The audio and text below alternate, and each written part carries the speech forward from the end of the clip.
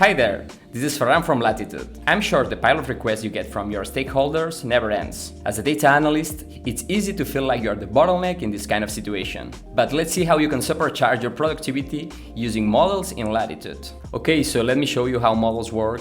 In order to do so, I'm gonna start with this HubSpot analysis project. So what we have here is a filtered dataset that we put together like 2 or 3 weeks ago.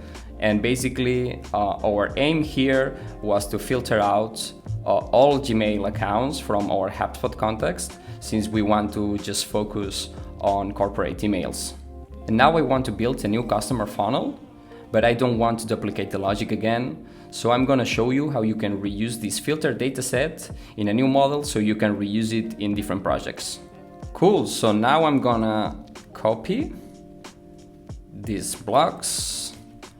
And I'm gonna head back to models. So now I just need to create a new model. And then I'm gonna paste here the blocks. So let me rearrange this a little bit.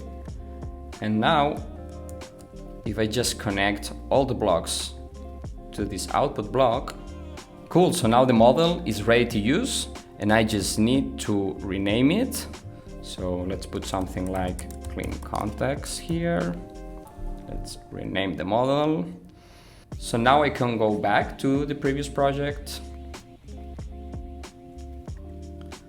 and easily I can replace the previous blocks for the new model that I will have here in the left menu. So let me drag and drop this, connect it to the previous table and chart.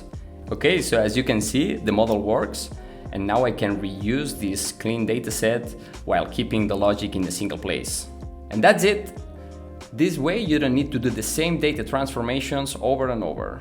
Thank you for watching and stay tuned for more videos.